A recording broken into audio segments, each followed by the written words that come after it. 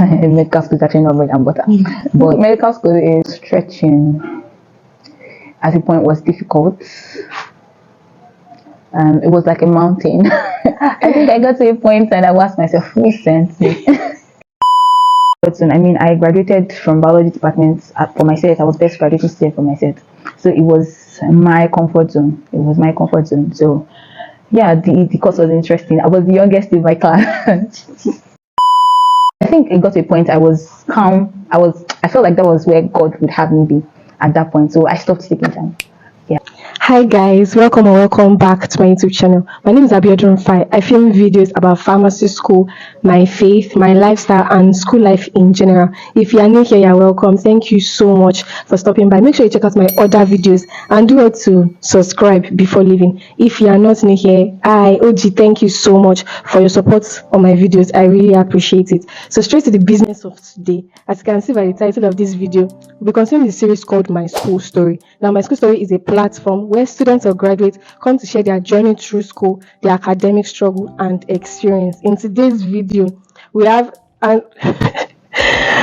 guest. This is not just an ordinary guest, this is an honorable guest, and she's going to share her school story with us.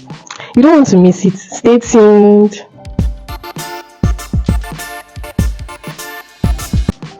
Alright, so introduce yourself. Okay. My name is Alamaja Elizabeth or Olayimika. I am a medical doctor. If you had asked me this question about a week or 2 weeks ago, I would have said I'm a medical student, but right now I'm a medical doctor, and I am also a fashion designer. A fashion designer. I own a fashion brand called Ethereal Designs. I'm a lover of God, and I think that sounds cliche, but I mean it is who I am, and a believer in Jesus. What else?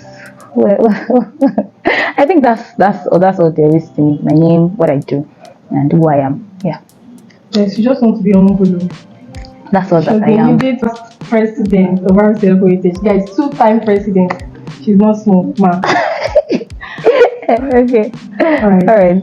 So next question. The first question is, when did you finish secondary school? When did I finish secondary school? I finished secondary school 2010. Yes, 2010. Okay. Yeah. Next question is, describe your SSC experience. So many people don't understand this question when I ask them. When I mean describe your SSC experience, I mean your final exams, maybe WAEC, NECO, which one did you take and how did it go? Okay, SSC experience. Okay, so I attended a private school. It's private secondary school. So I took WASC, that's the West African exam. I took NECO 2. I also took GCE. I think I took GCE when I was in SS2. Then the other exams when I was in SS3. I'm not exactly sure. I think I took NECO in SS2 too. I'm not sure. Yeah. So the experience. I think at that point in my life, even now, I love book. So it wasn't a bad experience. I love reading. I love books. I would say I'm a bookish person. So it wasn't a bad experience at all. It was, of course, it was stressful. It wasn't the usual end of the term exam, right? And this is something that encompasses something you've been doing for 3 years while you've been in senior secondary school. So for me, I think it was interesting, and I was looking forward to the end too. I mean, that passing the exam signifies the end of secondary school. So yeah, so it was interesting, but it was also very stretching. Yeah, I think it was interesting. Question: describe your JAMB experience.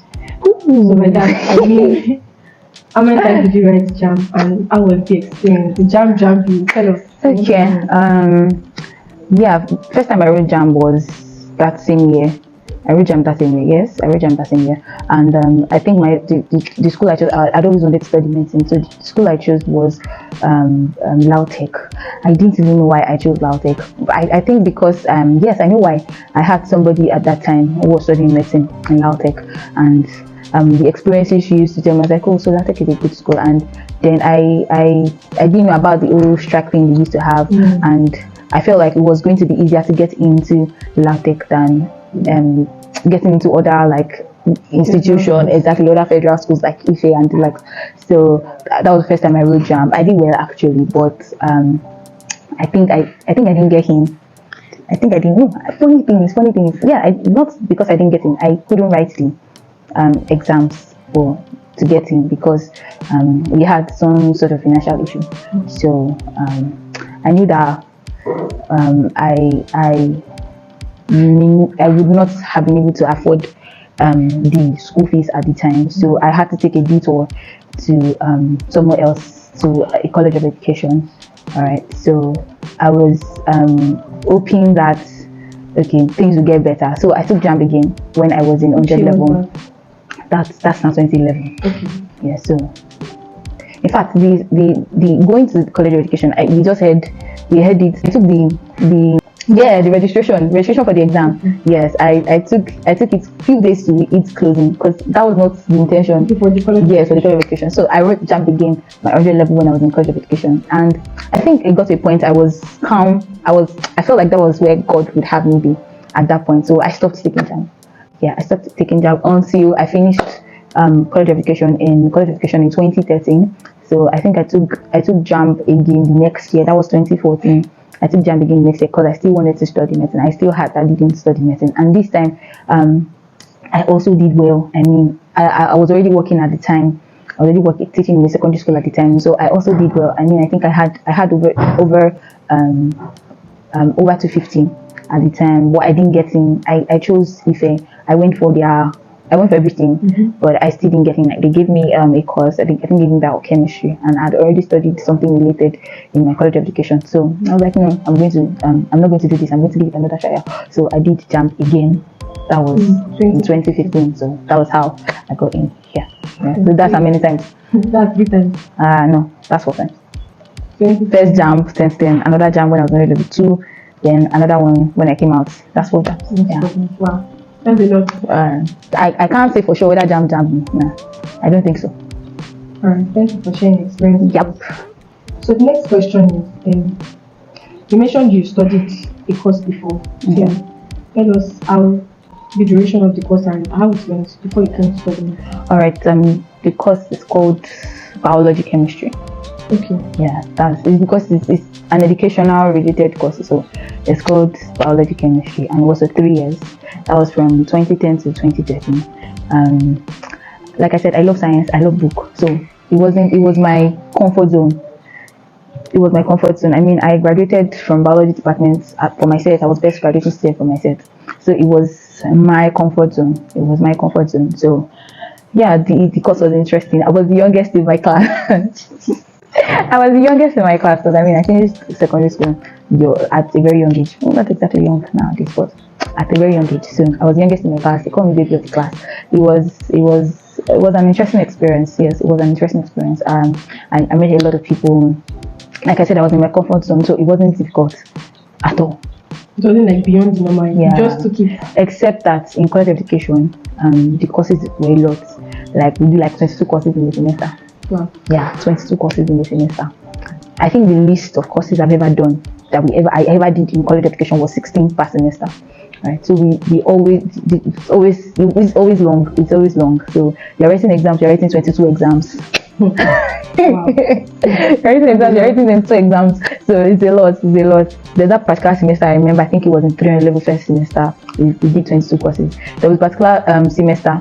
We had one elective course. I removed it. They say, oh, the course is elective. Some people are doing it. I say, me, I'm not doing it. Yeah, I removed it. Exactly. It's not like I'm finally shed off. No. I won't go the extra mile to do that particular course. So I mean, I can have a free. No, so I did that. So it was actually interesting. It was interesting. Yeah. Why medicine? Why medicine? Okay. This is a very long story, but I'm just going to shorten it. If you want to know more about the story, you can hit me up. But let's just say that just being a young girl who, in retrospect now, I would say that it was God's leading. Yeah, in retrospect. Of course, at that point, I didn't hear my child. you are going to study medicine, exactly, But in retrospect now, I would think that it was God's leading. It was God putting these desires in my heart, because at that time I was a believer. I am a believer, so I knew that. Now I can say now that every decision that I took, must have been God leading me. So even though I didn't categorically hear that loud audible voice, right? So basically I think that would be it for me. So it's not it's okay, I would say that's the first thing. Yeah, then secondly, I would say I don't want to use the cliche word people talk about, passion. Yes, and I basically did not see somebody wearing a white coat, and I loved and yeah, I think another thing that spurred that decision would be my mom, because she's also a nurse. So she's also in the medical line. So she's a nurse. So that also spurred my decision, and other things that I don't think I would want to say here, so I don't get emotional. Yeah. The next question is, okay, studying one course, hoping on medicine, and finally getting medicine. How did this experience model you? Like I said, I think I used the word interesting a lot because it was actually an interesting experience. I mean, not getting medicine at first, of course, it was heartbreaking. Like, I mean, this is something I looked forward to. I didn't think that it was even going to be that difficult because, like I said, I'm a book smart person and all that. So, but taking a detour, I think was such a good experience. The people I met, the family I had, the community, the things I was able to gain at that time. I think it really shaped me such that coming into medical school became, let me not just say bread and butter, because medical school is actually not bread and butter, but somehow it gave me like I said, I was very young at the time, so it gave me a broader view and a broader perspective to life. I grew spiritually. I many things that I was able to come into was something that had, thank God for the things I went through in those moments before I eventually came. When I got into med school, I wasn't looking for how am I going to balance, or how am I going to find my footing. No, it was as though I had it. I don't want to use what I had to figure out, but there was no fear, like, oh, was I going to make it through, or this or that, or how am I going to handle this or handle that. At that point, I already had some experiences, and it wasn't difficult to fit in, into other things when medicine actually came. So, yeah, it wasn't difficult at all. So thank God for it. Next question is, tell us much more about your journey in medical school, and you have to tell us. How did medical school reshape your life, reshape your mindset, and then deal with you, that kind of stuff. So, my God, medical school was stretching. At the point, was difficult. It was like a mountain. It was like a mountain. It was a lot. It was a lot. I mean, there was so much to read. And this time, it's not just book smart. You also have to be, there's the clinical aspect that you have to know, because nobody's going to get treated by a book or a theory doctor. There's the hands-on skills. There's the apprenticeship aspect of medicine, and then people are watching. If you're not doing it well, you're not going to pass. Right? So it's not just what you write in the exam and theory and all of that. There's the clinical aspect that requires so much effort, so much and so much time dedicated to it. So medical school was a lot for me. And what I think another interesting thing was I took the journey with God. So it wasn't Yoruba will say Kokoja Farada. It wasn't totally unbearable. Yes, it wasn't totally unbearable. God was in the journey, and so every single time God was showing up, God was stepping in, God was coming through. Yeah, so it wasn't unbearable. I mean, I did a lot of things while in med school. And looking back now, I'm like, how did you do that? How did you do that? So yeah, so I won't even categorically say medicine dealt with me, but I mean, I won't categorically say it dealt with me, but I passed through it. I passed through it. I mean, I passed through it. So yes. I think I got to a point and I asked myself, who sent me? I've gotten to points like that. I still ask myself, Talorami, who sent me? Actually, who sent me? And then, like I said, there's always this assurance that God is really sharing with me. God actually worked it out. Because I mean, I could have take after the old detour I took, I could have continued in that aspect and not bother about medicine anymore. But God just did it in such a way that there was still that desire, and when it was time, it happened. And the way it happened, it was effortless. So I knew that God was in the journey. So I pushed through. Right, so I want you to shed light on your waiting period. Waiting period. Before medicine, and in case you had any other waiting period after. Okay. What was your motivation and what kept you going? Oh, okay. So waiting period. Okay. So after I finished college education, I still had to wait 2 more years. That was the toughest, right? I still had to wait 2 more years. I mean, I didn't have to, after secondary school, I didn't have to wait because I also got into the college education like that same year. But waiting after I was done with Federal College of Education, Abeokuta, and waiting to get into medicine, 2 years, I think was a lot. I was teaching at the period while I was preparing for the exams. I was teaching at the period.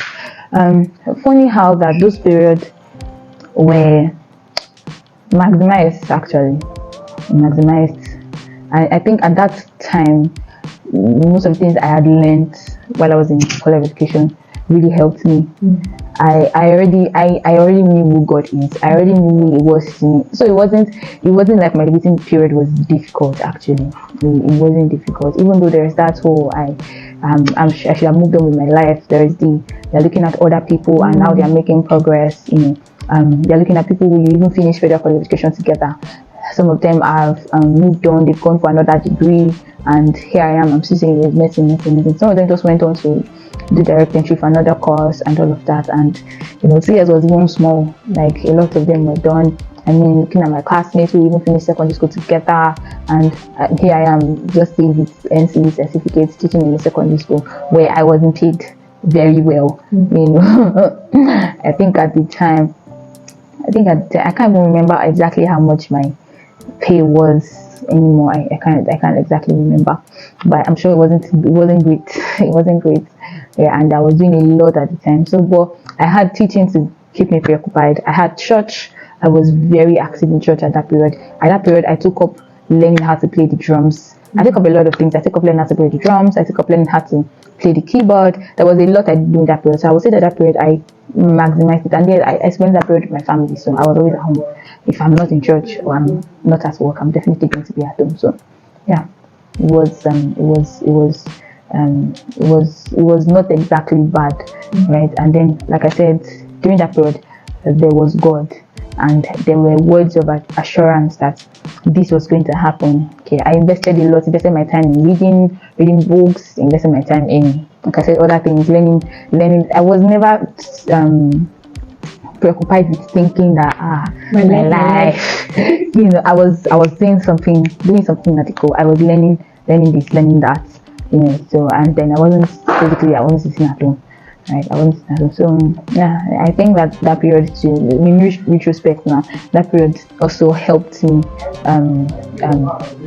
become whatever I think that I am now. I mean, it was those periods that I could go on very long fast. I mean, I went on this 100-day fast that we had then in RCCG. I went on this 100 days fast. It was like at that period I could do anything. I had the time to do anything aside that I was working. So I think I all I did was try to maximize that period. And then there was a lot of waiting on God too.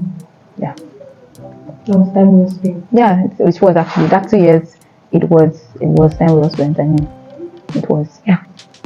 Alright, next question is, What do you do aside medicine? Tell us. What do I do aside medicine? Okay, I think I already said some of it already. Aside medicine, I do fashion designing. I enjoy fashion designing a lot. So I do fashion designing. Aside medicine, I do music. I love music so much. Do music. What else I do aside medicine? Yeah, I do the work of God.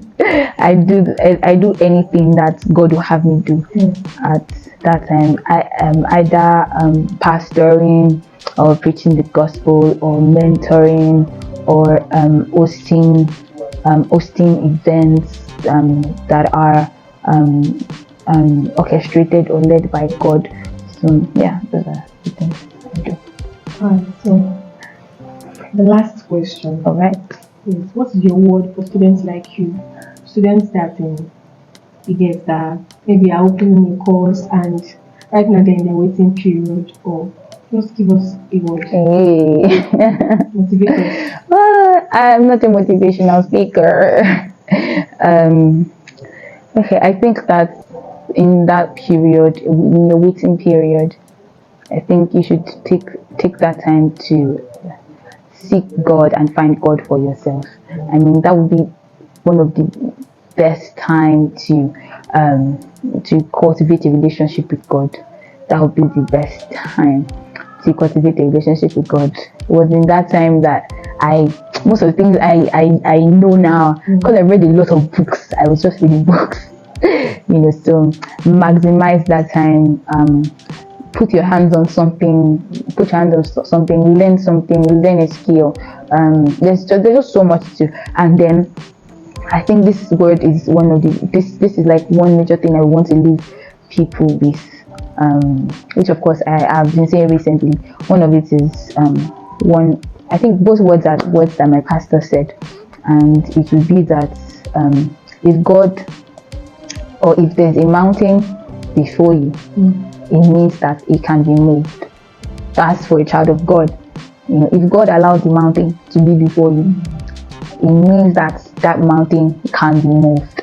If it cannot be moved, it means that the mountain can be made clean, right? And another would be don't stop dreaming, right? Don't stop dreaming. Dreams come true. Dreams come to reality. Don't stop dreaming. All right, don't stop dreaming. God-sized dreams, God-sized visions. Don't stop. Even though you're waiting, don't stop dreaming. God can actually fund it. Yeah. Thank you so much. Thank you so much for coming on this day. Thank you so much for Thank watching you this so video. much. I hope you learned one or two things from this video, and we'll see you in the next video. Bye. Bye. Thank you, ma. Thanks. Let's take pictures.